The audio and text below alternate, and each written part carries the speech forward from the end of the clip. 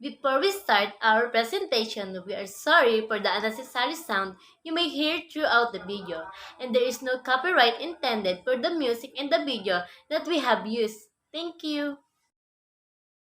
Nike Marketing Plan will be presented by Maria Cathrine ALEONAR, LYKA LOUIZE EDEM, Julie Ann ESCOBAL, Jean Audrei JAVIER, Mikaella MALABANAN, John Laurence Marquez, Acel MARTINEZ, John KERBY REYES, and SHIELA ZAIDE from BSE 3A first semester of academic year 2021 to 2022.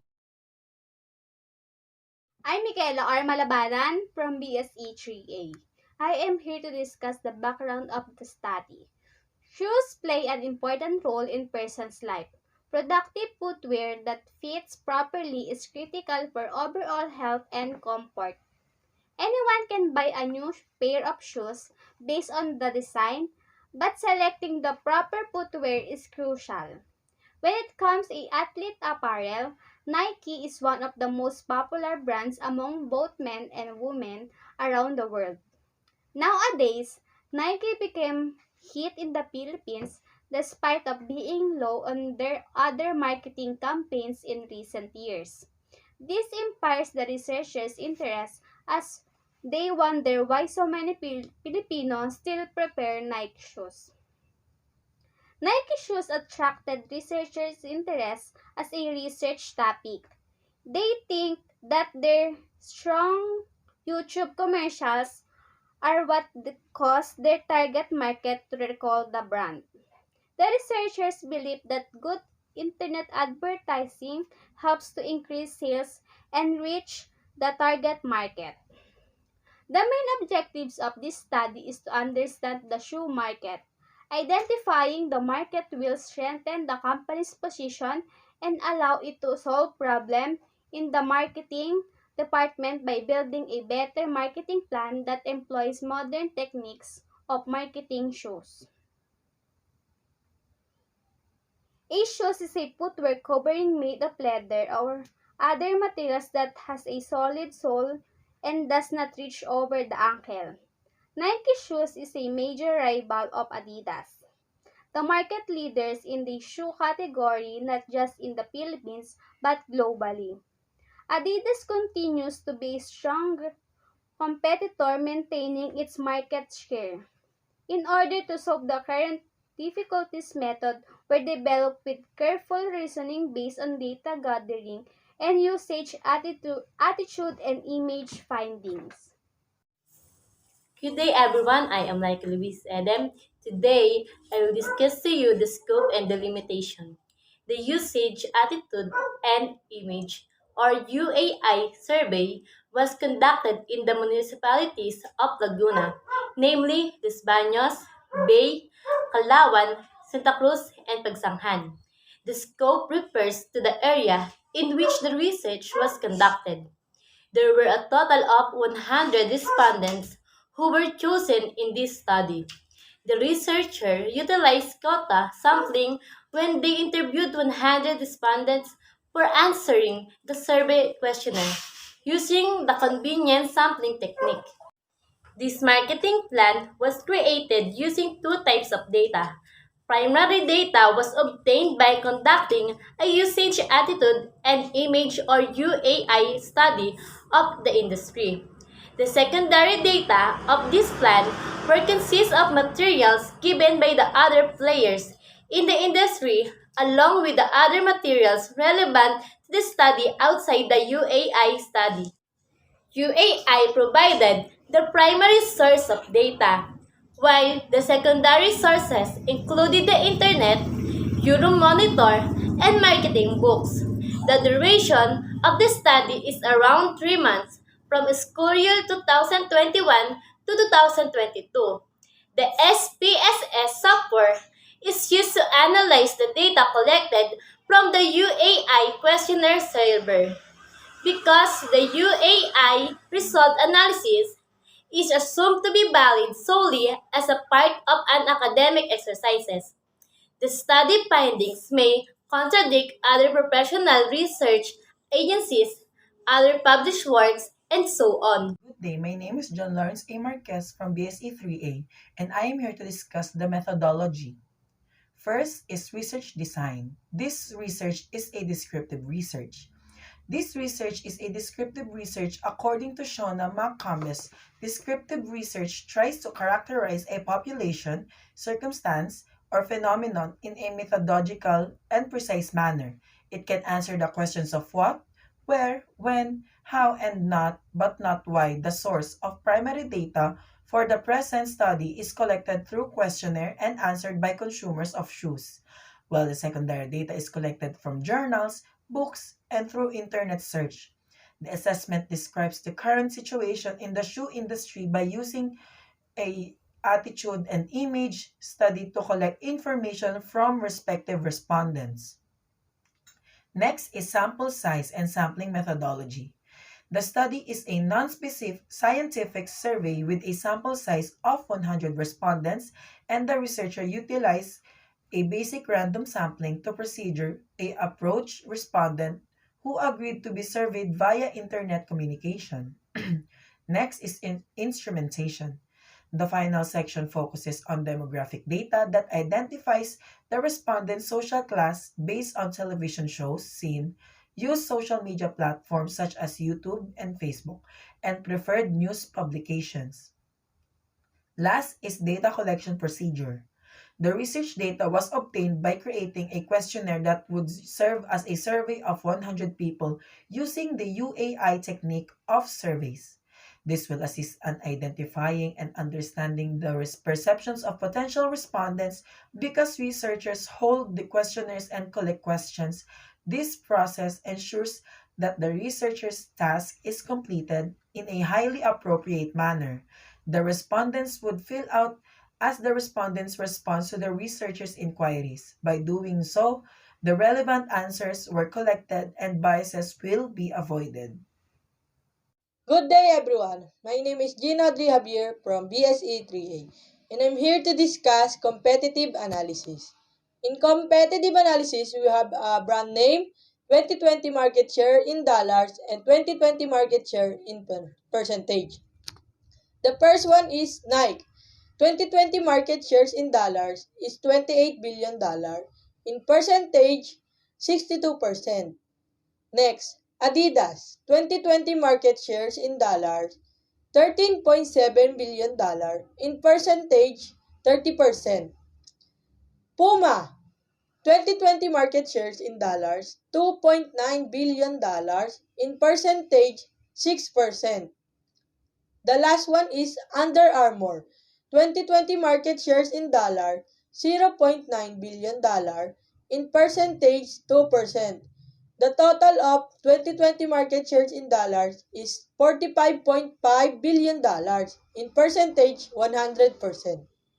The top 4 industry players are predicted for the years 2017 to 2020, while lesser industry players with low share portion fall Under Armour.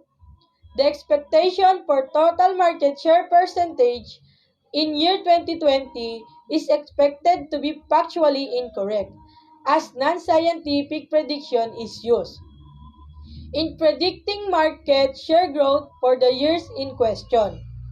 The researcher used the 80/20 rule to predict industry market shares. Good day, everyone. I am KERBY REYES, and I'm here to discuss to you the SWOT analysis. Let us begin with the internal factor evaluation matrix for shoe brand.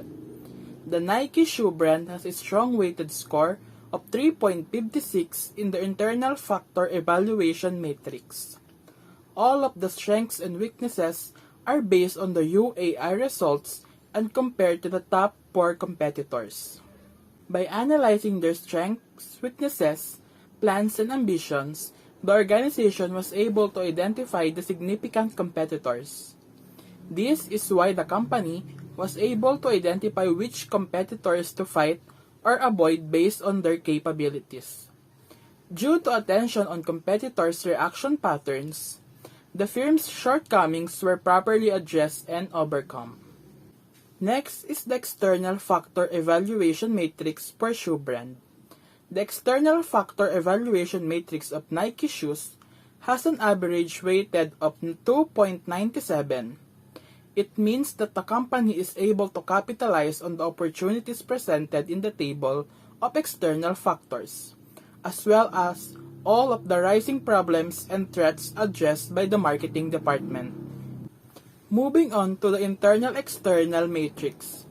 Nike shoe brand has a strong weighted score of 3.56 in the internal factor evaluation, while the external factor evaluation has an average weighted score of 2.97.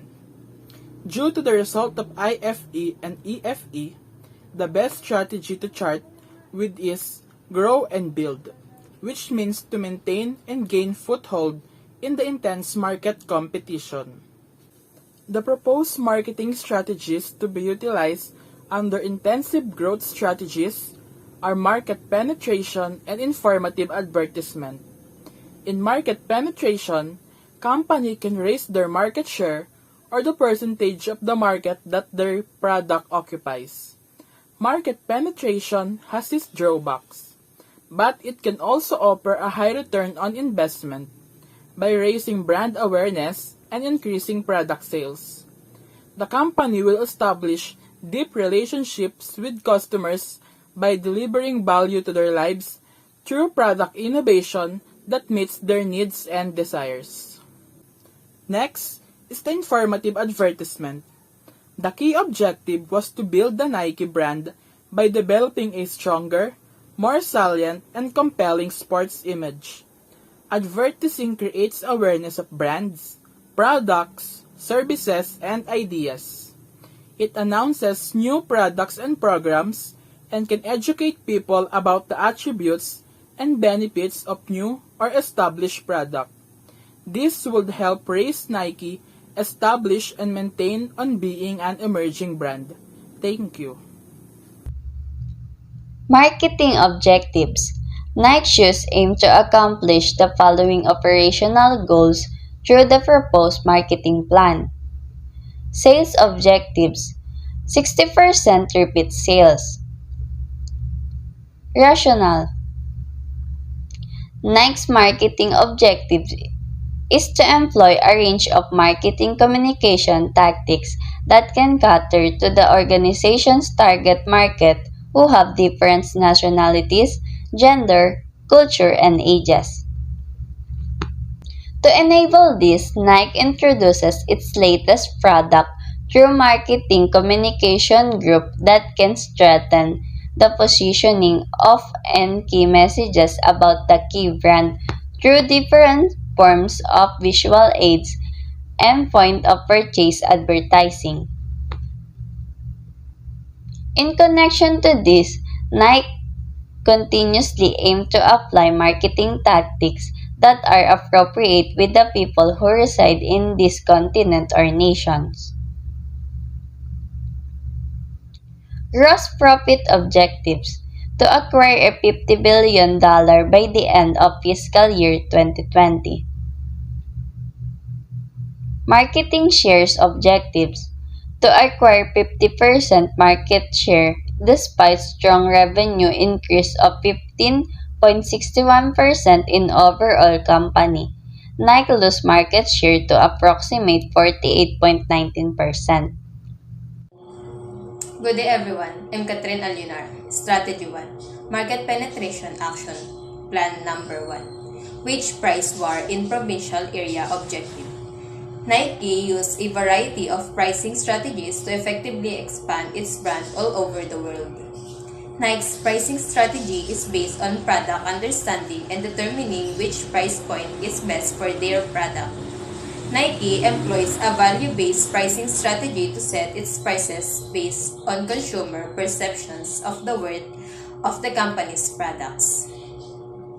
Nike focuses on delivering high-quality products at the right price to ensure the best customer experience, whereas other companies believe that selling products at the lowest possible price will result in more sales.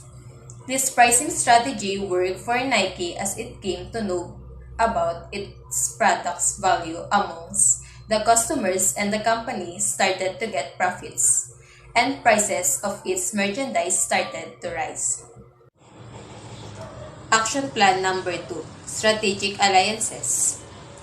Objective: Nike's corporate strategy includes collaborating with outside organizations to develop, manufacture, and sell their products.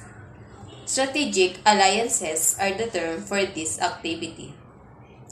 There are three types of strategic alliances: non-equity alliances, equity alliances, and joint ventures, all of which Nike uses. Most notably, Nike has formed a non-equity partnership with Apple to continue sports and music, resulting in the Nike plus iPad range of products. Both corporations use their expertise and brand recognition to break into new markets and industries. They pool their distinctive resources and capacities to form a cooperative competitive advantage that takes advantage of their diversity in novel and profitable ways. Nike also has a number of equity partnerships with foreign companies, particularly in the areas of product creation, distribution, manufacturing, and marketing.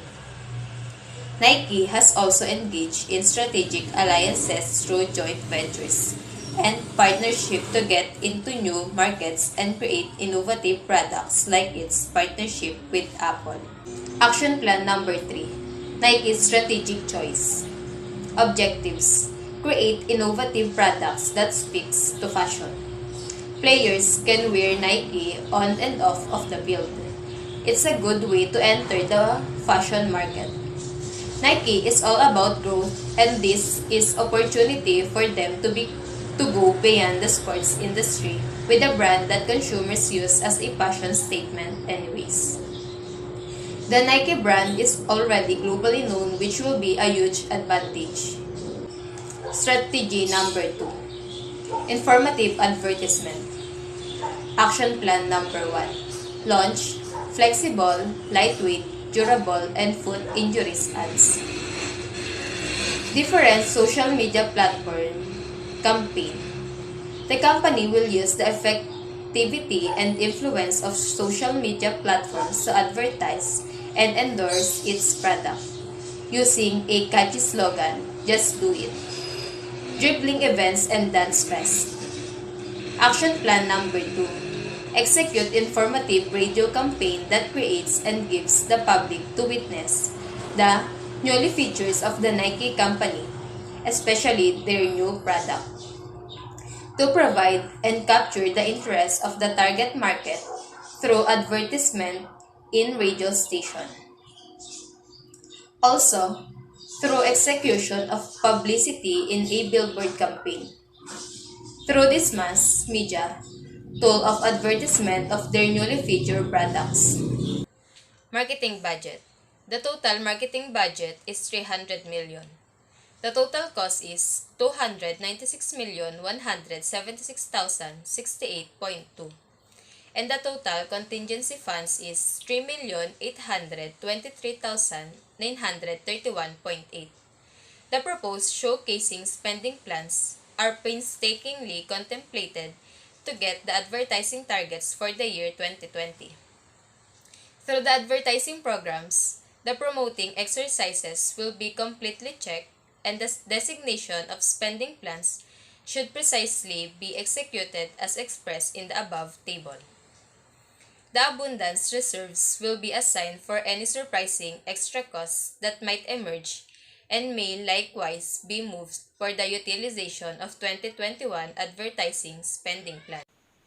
Good day, my name is Acel Martinez and I'll be presenting our survey results and interpretations. First is ages of users. The top 3 recorded in ages are the following. Ages 16 to 20 has the highest usership level with 54%, followed by ages 21 to 25 with 35% usership level, and lastly, ages 26 to 30 with 3% usership level. Second is area of respondents. The recorded areas of respondents are the following municipalities: Bay, Calauan, Los Baños, Pagsanjan, and Santa Cruz, Laguna. Third is usership level. All respondents claims that they are using shoes whether for formal events, streetwear, and in sports. Fourth is brand usership level. The top 4 highest brand usership level are the following: Nike with the highest rating of 42%, followed by Adidas with 20%, next is Vans with 14%, and lastly, Word Balance with 9%. Next is top of mind. The top 4 top of mind are the following: Nike with the highest rating of 42%, followed by Adidas with 20%, next is Vans with 14%, and lastly, Word Balance with 9%. Next table is brand awareness. Peers or friends, relatives, neighbors is the primary source of awareness according to the respondents with a score of 36%, followed by YouTube ads with 25%, Facebook ads with 22%, television with 16%, and lastly, billboards with 1%. Next is brand used most often. The top 3 most used brands that is used most often are Adidas, 43%, next is Vans, 38%, and last is Converse, 13%. Next table is brand loyalty. The brand loyal within 1 to 2 years scores 27%, more than 5 years scores 24%, 6 months to 1 year scores 21%, and 2 to 3 years scores 15%, and for the less than 6 months scores with 7%, and last but not the least is 3 to 4 years scores 6%. Next table is brand influencer. 41% of the respondents answered none as their most influential factor that affects their choice of brand, followed by friend with 21%, next are the relatives and advertisement with 17% and 16%, and last but not the least, co-athlete and spouse with 3% and 1% rating. Good day, I'm SHIELA ZAIDE and I will be presenting our survey result and interpretation. For continuation of survey result and interpretation, the next table is brand decider. A brand decider is the decision as to what Nike shoe to purchase. Comes from within is 88%, followed by parents 7% and 1% per spouse, relatives 9%, friends and co-athlete. The next table is seasonality. Seasonality is the December garnered the highest score of 90%, followed by August with 4% and 3% for the month of March and May. It is said that during Christmas holidays, most of the people buy a new shoes. The next table is place of purchase. Most of the respondents buy their shoes in a market that scores 31%, followed by the department store with 29%, online shop with 15%, reseller with 14%, and lastly, shoe outlet with 11%. Next table is the attributes ratings. Respondents are considering several attributes with the shoes that they are using. Number 1 is the quality, the mean of 4.86. Number 2 is comfort with the mean 4.83, and number 3 is durability with the mean 4.77. And number 4 is foot health with the mean 4.70. 5 is design with the mean 4.63. Number 6 is value for money with the mean 4.62. And number 7 is flexibility with the mean 4.57. And number 8 is attractive packaging with the mean 4.42. And number 9 is availability of shoes in outlet stores with the mean 4.40. And number 10 is informative advertisement with the mean 4.33. And number 11 is weight with the mean 4.30. And number 12 is brand name reputation with the mean 4.15. Also, the table above is the important attributes a shoe user shall consider the most in order to be satisfied and be able to measure the quality of a particular shoe brand. All of the recorded attributes are all given by respondent who believe that is their determining factors to consider when making a decision whether to stay loyal or change their shoe brand if there is any other lacking attributes that are absent in their shoes. The next table is the top 4 shoe brands. The top 4 industry players are represented here with the attributes ratings to distinguish what shoe brands has the outstanding features the consumer will patron. The next table is social media platform usually tuned into. The top 3 highest rating for social media platforms are Facebook with 49%, next is YouTube with 21%, and last is TikTok with 12%. The second to the last table is TV station. The top 3 TV stations are GMA with 40%, next is ABS-CBN Channel 2 is 33%, and last is ABC Channel 5, 20%. And for the last table is newspaper usually read.